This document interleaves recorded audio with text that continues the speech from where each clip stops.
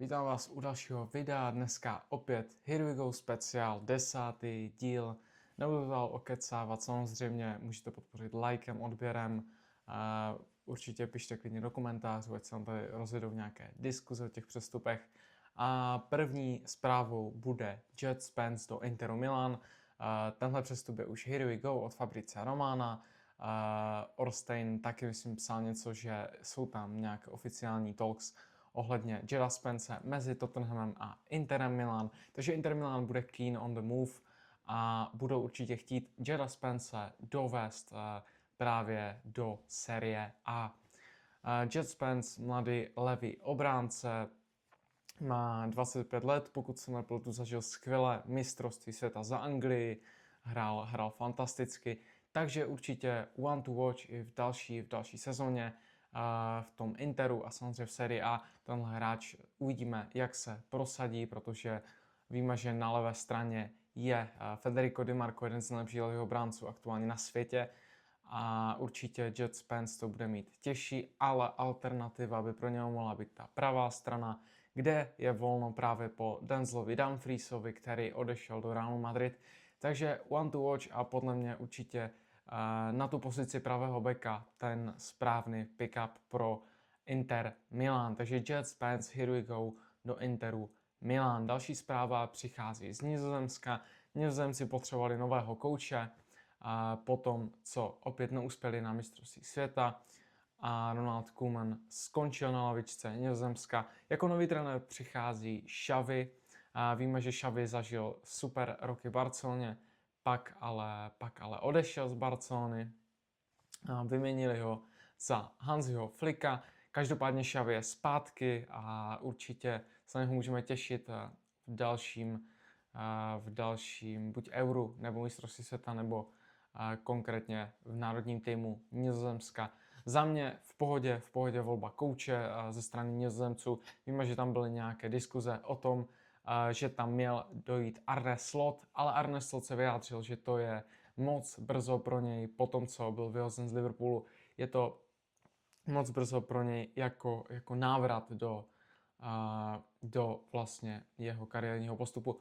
Takže určitě můžeme se těšit na Xaviho v barvách Nizozemska. Uvidíme, jak si povede na jejich hlavičce. Víme, že Nizozemci mají super skvělý tým, ale jak s ním bude pracovat, to už je čistě na něm. Další Here We Go je hráč, kterého jsme tady probírali hodněkrát, už je to Christian Romero. Here We Go do Atletica Madrid, čili ta obrana atletů vypadá skvěle, protože na becích budou Grimaldo a ještě pravý back, pokud se nepletu, tam asi bude hledána nějaká náhrada, protože odešel Manuel Molina a právě i Matteo Ruggeri, takže uvidíme, kdo přidá na toho pravého backa. Každopádně na středních stoperech máme Christiana Romera a Davida Hanska a zleva samozřejmě Grimaldo, takže obrana Atletica Madrid vypadá skvěle. Další spíše spekulace, není to ještě úplně here we go, je Joao Palhinha Aston Villa. Joao Palhinha nezažil úplně ideální sezonu právě za Bayern a proto šel na hostování minulou sezonu do Tottenhamu. Tam se ukázal v dobrém světle, byl to jeden z nejlepších a klíčových hráčů vlastně celé sezóny Tottenhamu, i když víme, že ta sezóna nedopadla vůbec dobře, tak Palhinha byl trošku to světlo na konci tunelu, dalo by se říct, pro Tottenham. A tenhle hráč půjde nejspíš do Aston Villa. Pokud si pamatujeme Palhinhu z Fulhamu, tak to byl neuvěřitelný hráč. A určitě má ještě stále kvalitu na to, aby hrál v Premier League. Takže tenhle hráč, tohle jméno by mohlo být velice zajímavé do příští sezóny. A jako poslední spekulace hráč opět, kterého jsme tady zmiňovali několikrát v jednotlivých dílech Here We Go, je to Bradley Barcola. Fabrizio Romano po tom, co bylo trošku teď těžší období ohledně Barcoly, bylo to pár dnů, co se o něm moc nepsalo, tak Fabrizio Romano vydal další zprávu o tom, že deal je absolutně on.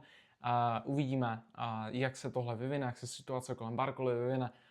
Píše Fabrizio Romano taky o tom, že samozřejmě záleží na Paříži, až Paříž bude spokojená s těmi posilami, které oni dovedou za Bradleyho Barcolu. Víme, že se jedná o Ferranu Torresovi a můžeme čekat samozřejmě, že pokud Ferran Torres přijde, tak v ten moment se tenhle přestup potvrdí, Bradley Barcola půjde do Liverpoolu a samozřejmě Liverpool získá nového wingra. To bylo vše pro dnešní Here We Go a trošku více spekulační video.